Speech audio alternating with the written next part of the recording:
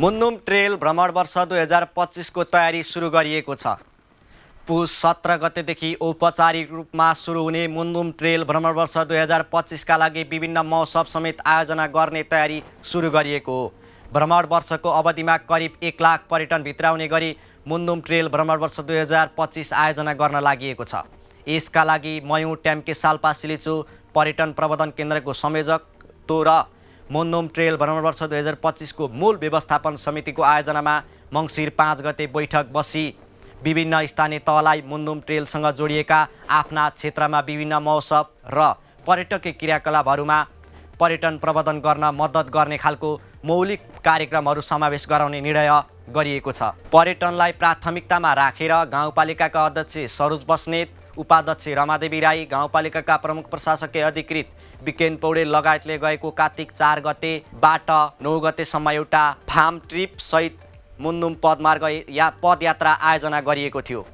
भ्रमण वर्षमा टेम्केमय गाउँपालिकामा गुराँस तथा घोडाचढी महोत्सव, फिल्म सुटिङ महोत्सव, केपिलासगढी गाउँपालिकामा हनी हन्टिङ महोत्सव तथा गोठिस्टे महोत्सव, साकेला गाउँपालिकामा उधौली उभौली साकेला तथा अन्य सांस्कृतिक महोत्सव, भोजपुर नगरपालिकामा ultra marathon mountain cycling, Salpa Silichho गाउँपालिकामा नाछोङ धामी रुद्राक्षे महोत्सव, महाकुलुङ गाउँपालिकामा चाक चाकुर लगायत कार्यक्रम आयोजना गरिने भएको हो।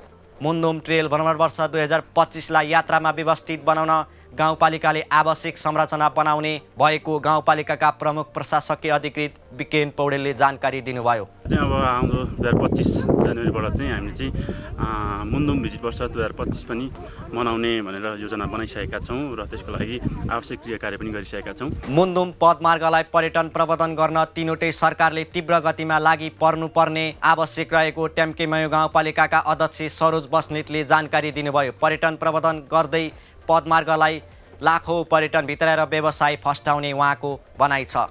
भोलिको दिनमा हाम्रो यो मुन्नुम पदमार्ग भनेको चाहिँ यो साझा सम्पत्तिको रूपमा हो र यो विश्व ध्यान आकर्षण गर्नको निमित्त सबै स्थानीय तहदेखि प्रदेशदेखि केन्द्रीय सरकार लाग्नुपर्छ।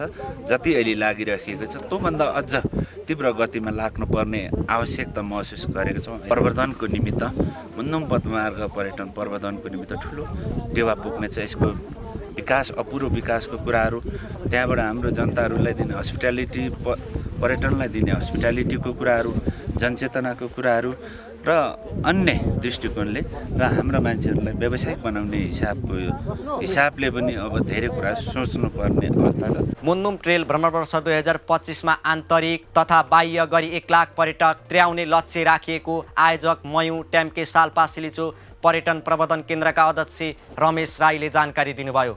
पहिलो पटक आयोजना गरिएको मुन्नुम ट्रेल भ्रमण वर्ष 2025 मा घुम्न आउने आन्तरिक तथा बाह्य पर्यटकको लागि मुन्नुम ट्रेल आसपासमा स्थानीयले धमाधम होमस्टे, घरवास, गेस्ट हाउस, पाहुना घर निर्माण गरिरहेका छन्। प्राकृतिक सौन्दर्यतामा रमाउन चाहनेका लागि तथा किराँती संस्कार, संस्कृति अध्ययन एवं अनुसन्धान गर्न आउने पर्यटकका लागि मुन्नुम ट्रेल रोजाइमा पर्ने गरेको छ। पूर्वी पहाडी जिल्ला खोटाङ, भोजपुर, सोलुखुम्बु तथा शङ्खसभाको सिमानामा पर्ने यो मुन्नुम ट्रेल किराँत समुदायको ऐतिहासिकसँग सम्बन्धित छ।